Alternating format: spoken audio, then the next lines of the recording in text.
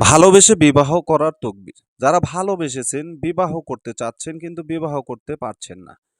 মনে করেন দীর্ঘদিন ধরে ভালোবাসছেন, অনেকদিন আপনার হয়ে গেছে ২, ৪, ৬ মাস, ১ বছর, ২, ৪, ৫ বছর, ১০ বছর।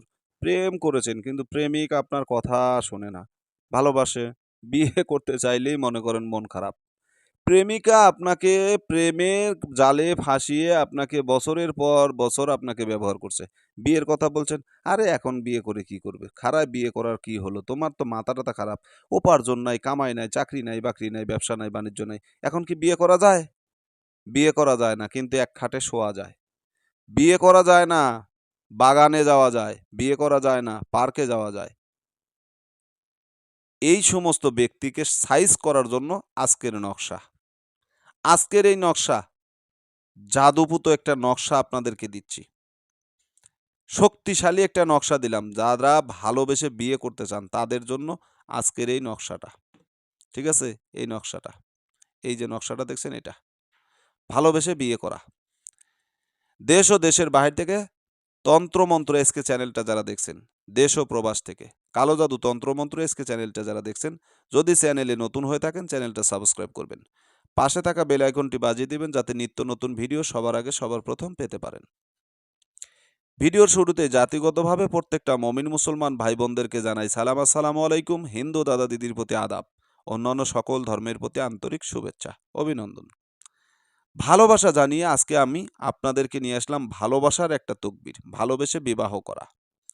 অনেকেই বলেছিলেন, গুরুজি আমি ভালোবেসেছি, আমার প্রেমিকাকে আমি বিয়ে করতে চাই, কিন্তু সে বিয়েতে রাজি হয় না, শুধু লুটে পুটে খায়।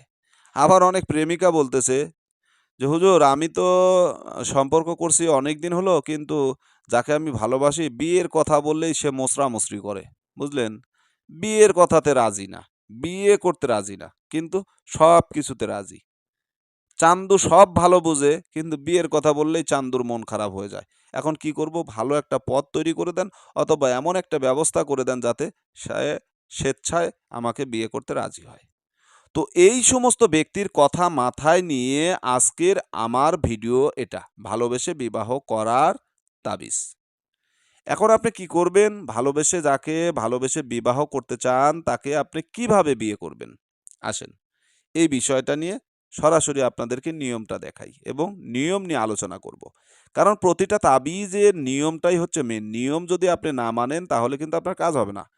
আপনি যদি কাউকে ভালোবেসে বিবাহ করতে চান, তাহলে এই যে তাবিজটা দেখছেন, এই তাবিজটি আপনাকে ব্যবহার করতে হবে।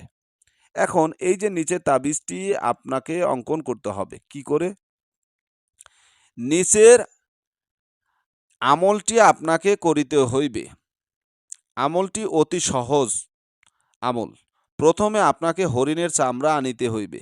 তারপর হরিণের চামড়ার উপরে হাব্র জাফরান দ্বারা এই নকশাটা অঙ্কন করতে হবে।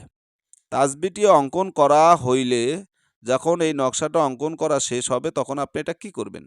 কাঙ্ক্ষিত ব্যক্তির নাম এবং ব্যক্তির মাতার নাম লিখতে হবে। তারপর তাসবিটি নিজের সাথে রাখতে হবে। নকশাটাই এই যে ফালান বিন ফালান আছে, এখানে আপনি যাকে ভালোবেসে বিবাহ করতে চান তার নাম, বিনতে তার মায়ের নাম লিখে দিবেন। আলা হুব্বে মোহাব্বত লিখে আপনার নাম, আপনার বাবার নাম। যদি আপনি নারী হন তাহলে বিনতে আপনার মায়ের নাম, যদি আপনি পুরুষ হন ইবনে আপনার পিতার নাম।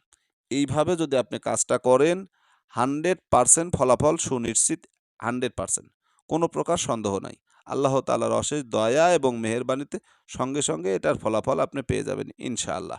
তো ভালো থাকুন, সুস্থ থাকুন। আল্লাহ হাফেজ।